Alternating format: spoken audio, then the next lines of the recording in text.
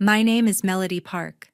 During a backyard barbecue, my mom looked straight at me and said, "You're not coming with us anymore." The trip to Paris I'd paid for business class Eiffel View suite private Louvre tour was suddenly off limits. My brother Barrett smirked. My sister Haven kept scrolling her phone. I raised my glass, smiled, and said nothing. That night, I opened my laptop and canceled every single booking. Flights, hotel, transfers, all gone in under 10 minutes. The next morning, at John F. Kennedy International Airport, my phone exploded. Barrett's first text. "Why did you do that?" I typed back once. "Because it's not your trip. If you want to know how far a family will go when the money stops," and what I did next, hit that subscribe button and turn on notifications. You won't believe what happened at the airport. 3 weeks earlier, my phone buzzed during a late-night coding session at the office. The board chair's voice came through clear. "Melody, congratulations. You're our new CEO." The startup I'd poured 5 years into building an app that connects independent artists with global listeners had just hit a major funding round. My salary tripled overnight, and for the first time, money felt like freedom instead of stress. I stared at the city lights from my Manhattan window and thought about family. We hadn't taken a real vacation together since I was in college. Mom and Dad lived in their quiet New Jersey suburb. Barrett bounced between failed side hustles, and Haven juggled 2 kids while chasing influencer dreams. This promotion could change things. I decided to plan a trip to Paris, something luxurious to bring us closer after years of drifting apart. Over the next few days, I handled every detail myself. I booked business class seats on Air France for all 6 of us. Me, my mom Sheila, my dad Gerald, my brother Barrett, my sister Haven, and her 2 little ones. The hotel was a suite at the Shangri-La with direct views of the Eiffel Tower, complete with adjoining rooms for the kids. I arranged a private guide for the Louvre, skipping the line so we could linger over the Mona Lisa without crowds. Dinner would be exclusive under the tower itself, with a chef's menu and sparkling lights. Private vans would handle transfers from the airport to every stop. It added up to a small fortune, but I covered it all from my new bonus. This wasn't just a getaway. It was my way of saying I still cared, even if life had pulled us in different directions. I shared the itinerary in our family group chat late one afternoon. Excitement poured in right away. Haven sent heart emojis and asked if the hotel had a good spot for photos. Barrett replied with a thumbs up and mentioned bringing his camera for content ideas. Mom thanked me briefly, and Dad said it sounded perfect for relaxing. No one asked how I was doing or why I'd chosen Paris specifically. Their responses focused on what they'd pack or eat, but that was fine. The point was togetherness. Friday evening arrived, and I drove out to New Jersey for the barbecue at my parents' house. The backyard smelled of charcoal and fresh-cut grass as Dad flipped burgers on the grill. Haven's kids chased each other around the patio furniture while Barrett lounged in a chair sipping beer. Mom bustled between the kitchen and the table, setting out salads and corn on the cob. I arrived with a bottle of chilled rosé, hoping the casual vibe would ease any old tensions. We gathered around the picnic table as the sun dipped low. Conversation started light. Haven talked about her latest sponsored post. Barrett complained about algorithm changes on his channel. I waited for the right moment and brought up the trip details again, passing my phone around to show photos of the suite and the planned dinner spot. Everyone leaned in, nodding approvingly. Then Mom set her fork down and looked directly at me. "Melody, you've got so much on your plate with the new job.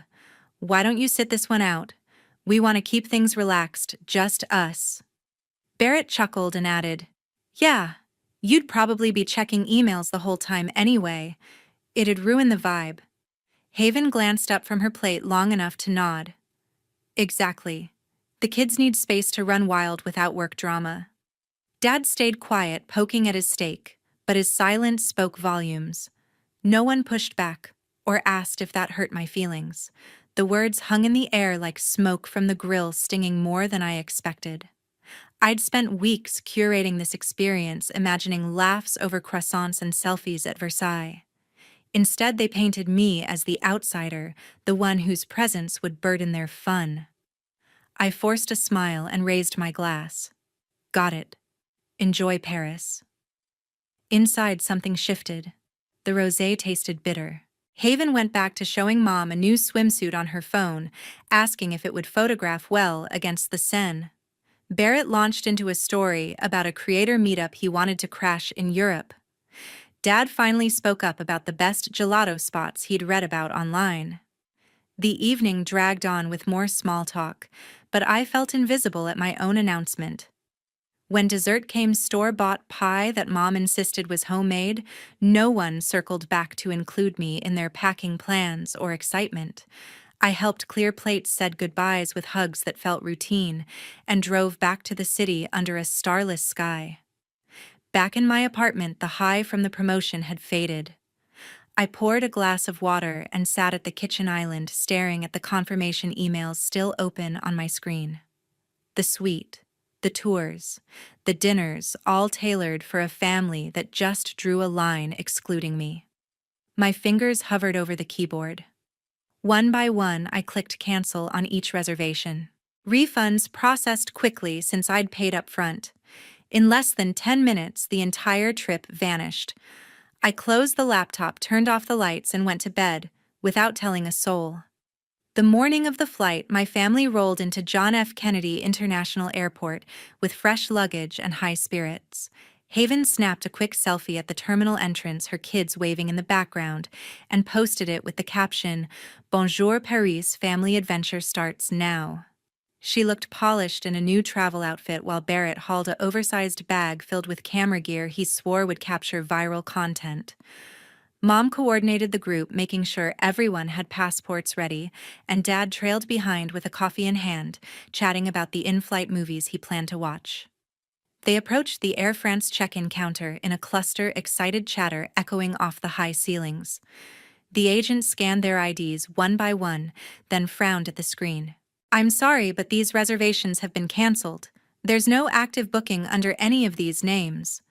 Confusion spread across their faces. Haven leaned forward first. "That can't be right. My sister set this all up. Check again." The agent shook her head politely and suggested contacting the original booker for confirmation. Panic set in quickly. Mom pulled out her phone and dialed me right there at the counter, the call going straight to voicemail after 2 rings. Haven started typing furiously, her fingers flying over the screen. Barrett paced a few steps away, muttering under his breath before firing off messages. Dad stood frozen, staring at the boarding pass printouts that now meant nothing. Back in my Manhattan kitchen, I poured a second cup of coffee and watched my phone light up on the counter. The notifications stacked rapidly: group chat pings, individual texts, missed call alerts. Haven's first message arrived within minutes. "Fix this now." "What did you do?" Followed by another. "The kids are crying. This is embarrassing."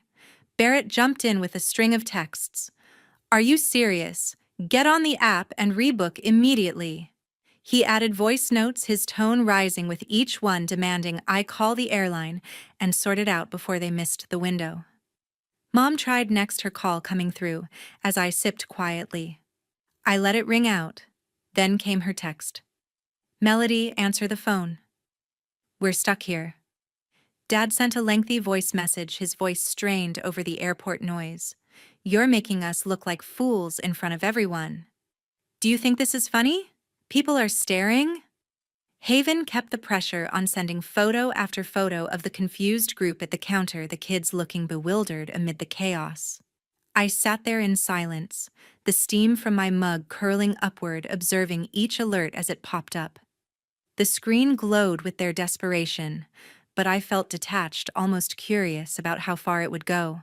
Haven escalated to please, mixed with anger. "I bought new clothes for this. The nanny is waiting back home." "You can't just ruin everything," Barrett threatened vaguely. "If this is some joke, it's not landing. Fix it or else." Mom switched tactics, trying guilt. "We're your family.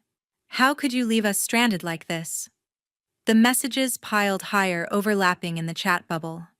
Haven hit send on over a dozen in quick succession, detailing every inconvenience: the salon appointment she'd booked for French braids, the excitement she'd built up for the kids about seeing the Eiffel Tower sparkle at night. Barrett accused me of sabotage, claiming I'd promised something I never intended to deliver. Dad followed up with another voice note, shorter this time: "Call us back now." I waded through the initial wave, letting the confusion build on their end, just as the exclusion had built on mine. The airport announcements droned in the background of their audio clips, reminders of gates closing and flights departing. Finally, after the barrage slowed for a brief moment, I opened the group chat and typed a single response: "Because it's not your trip." I hit send and watched the delivered checkmark appear under everyone's name. Silence lasted less than a minute. Then the explosion restarted. Haven's replies flooded in a mix of tears and fury. "You're cruel." This was supposed to be special for the kids. She detailed how she'd told her followers about the getaway, now facing questions she couldn't answer. Barrett fired back with threats of his own: "You'll regret pulling this stunt. We trusted you." Mom begged in all caps: "Please just reinstate the bookings. We can talk later." Even Dad chimed in again: "This isn't the way to handle disagreements." I muted the entire thread, set the phone face down, and finished my coffee. The weight that had pressed on me for weeks lifted in that quiet moment.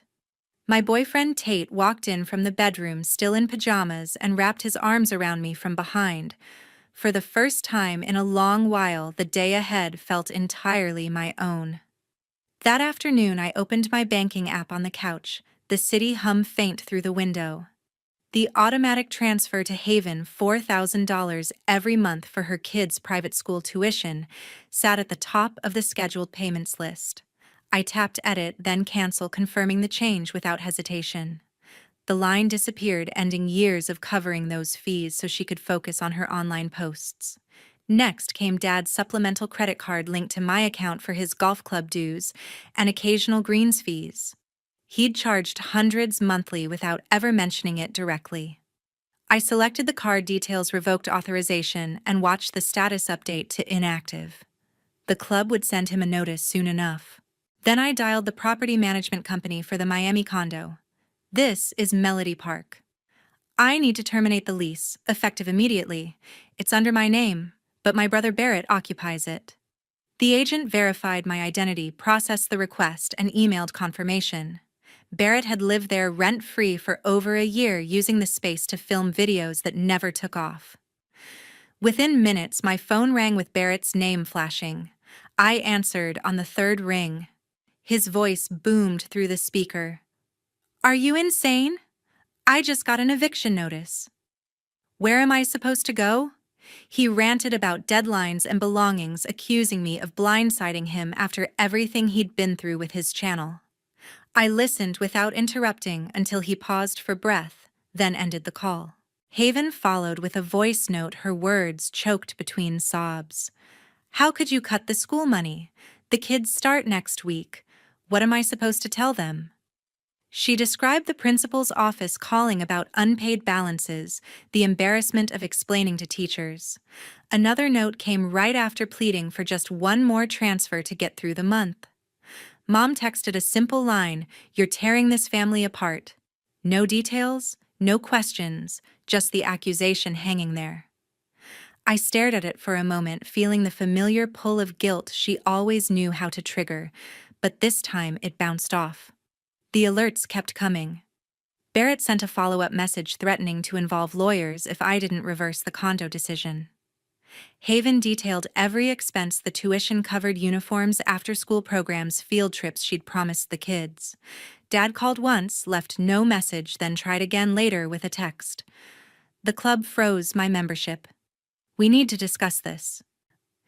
I set the phone aside and walked to the kitchen, where Tate stirred sauce for pasta on the stove. He glanced over with a soft smile. "Rough day," I nodded, leaning against the counter as he plated the food. We ate at the small table, talking about his latest sound engineering project instead of my family. "You did the right thing," he said quietly between bites. they're not entitled to your success. His words settled over me like a warm blanket, reinforcing the boundary I'd finally drawn. Barrett tried calling twice more, each time going to voicemail. Haven switched to emails outlining a repayment plan if I'd reinstate the funds temporarily. Mom attempted a group video call that I declined. The desperation in their outreach grew clearer, with every attempt shifting from anger to bargaining.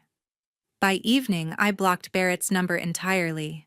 The silence that followed felt earned a space I'd created for myself. Tate cleared the dishes while I scrolled through old photos on my laptop, not of family trips, but of milestones at the startup late nights that built something real. The condo key I still had went into a drawer unused. Haven's school invoices would arrive in her mailbox soon, Dad's club statement in his. Barrett could figure out storage for his equipment on his own. The reactions poured in late into the night. Haven described scrambling to find public school options, the wait lists and forms overwhelming her. Barrett complained about packing in a hurry, friends offering couches, but no long-term solutions. Mom sent one more text. "Think about what you're doing to us."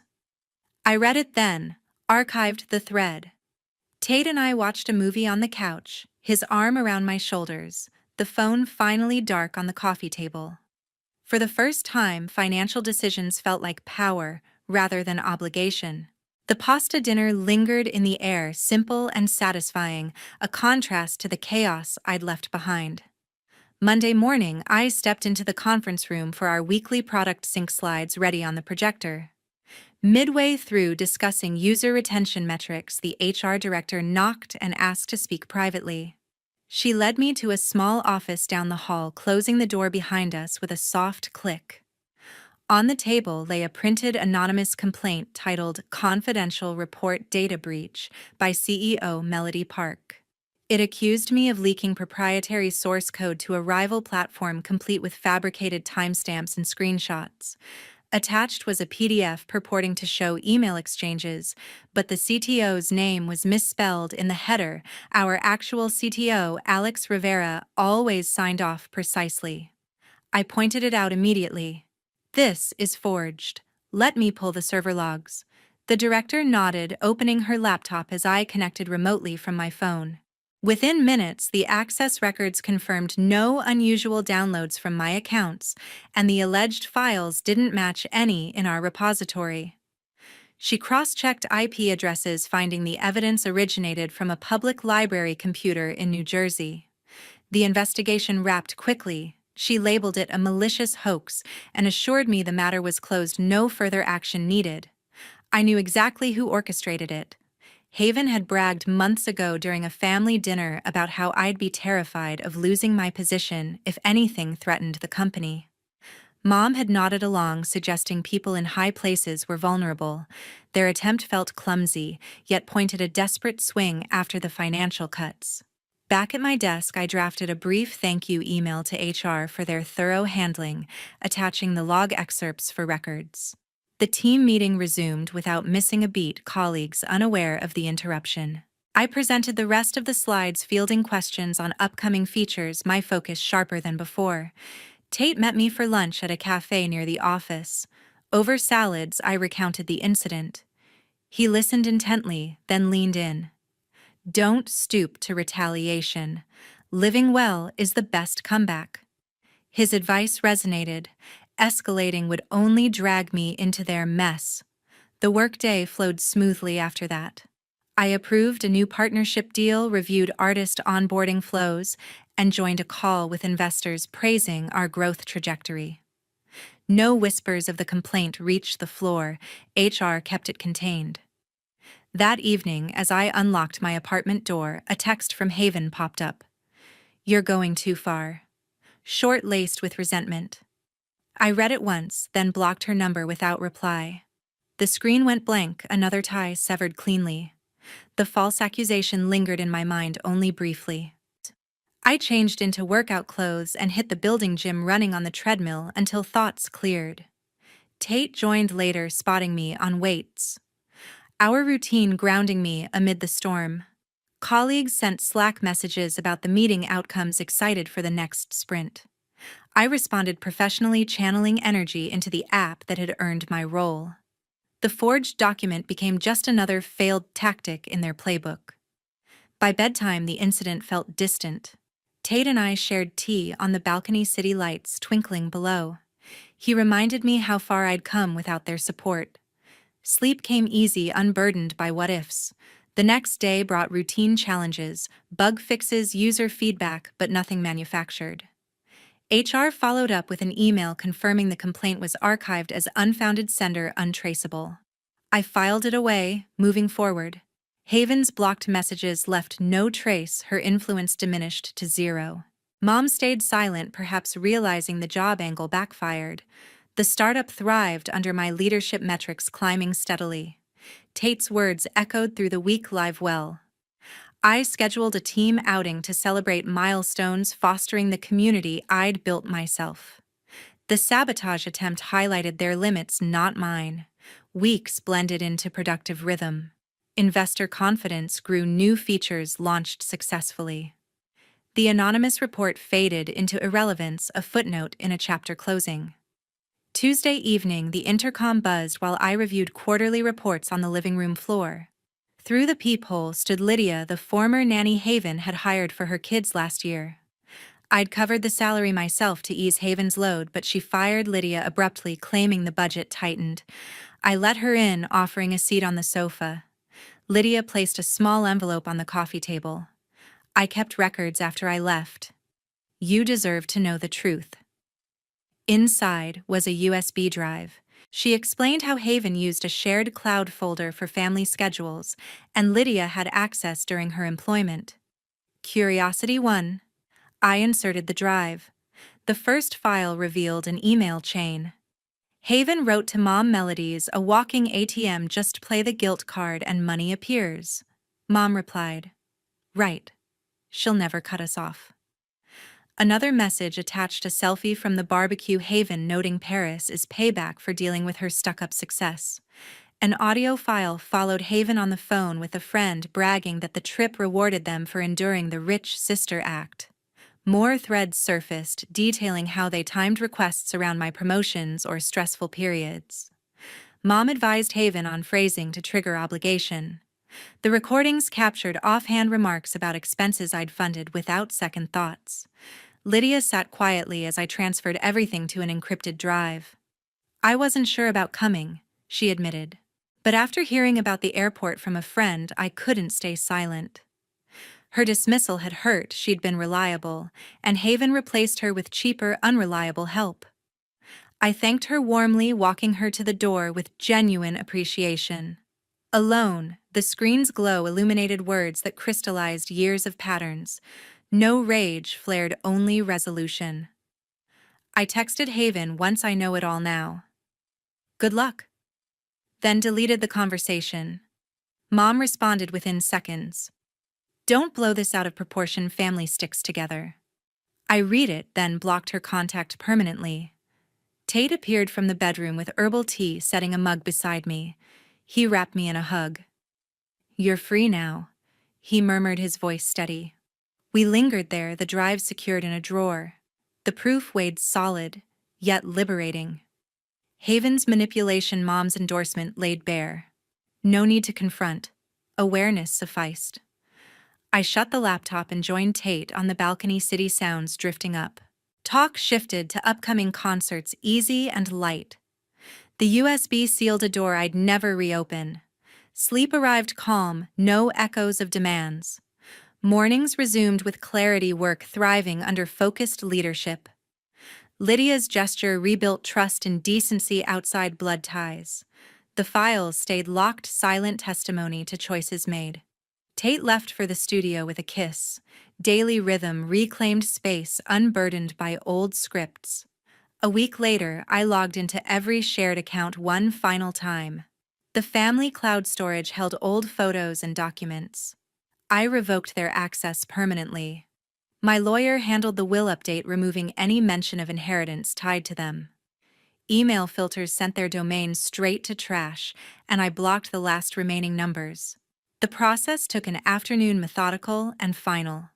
News of the fallout trickled in through distant mutual friends. The Miami condo management enforced the termination-changing locks while Barrett scrambled to move out. He ended up crashing on a friend's couch selling his gaming setup online to cover storage fees and basic rent. His channel updates grew sporadic, views dropping without the stable setup he'd taken for granted. Haven faced the tuition deadline head-on. Without the monthly transfers, the private school sent final notices, then expelled the kids mid-semester. She enrolled them in public school across town, juggling longer commutes with her posting schedule. Court papers arrived soon after her ex filed for custody review, citing financial instability as grounds for primary placement. Mom turned to online marketplaces listing jewelry pieces she'd collected over years. Necklaces and rings sold slowly to pay down credit card balances that had ballooned from unchecked shopping. Dad gave up his golf membership entirely, taking a part-time security job at a local supermarket to bring in steady income. Their retirement plans shifted overnight, conversations now revolving around budgets instead of leisure. 3 months passed in total quiet. No surprise texts, no accidental calls, no handwritten letters slipping under the door. The group chat remained archived on my end, unread. Mutual acquaintances stopped mentioning them, sensing the permanent divide. I cleared the apartment walls of framed family photos from better days, packing them into a box for storage. In their place went prints from recent trips with Tate, weekends and the Hudson Valley concerts where we danced without worry. The space felt lighter, truly mine. Mornings started with runs through Central Park, earbuds playing tracks from artists on my platform. The crisp air and steady rhythm cleared any lingering doubts. Workdays flowed with purpose, leading meetings that shaped the company's future. Evenings brought simple routines, Tate experimenting with new recipes, while I handled investor calls from the home office. Sleep came deep and uninterrupted, no midnight buzzes from emergencies that weren't mine. Weekends filled with brunches, museum visits, or lazy afternoons reading on the balcony. Tate's steady presence anchored everything, his support unspoken but constant. The consequences for them unfolded gradually, yet inevitably.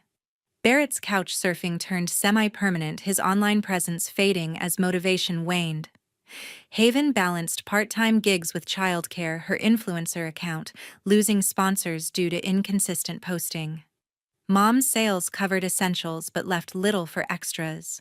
Dad adjusted to early shifts, trading fairways for fluorescent lights. Real family doesn't require invoices. Love shouldn't carry a price tag. Thank you for sticking with this story until the end. It means a lot. If any of this resonated with you, drop your thoughts in the comments.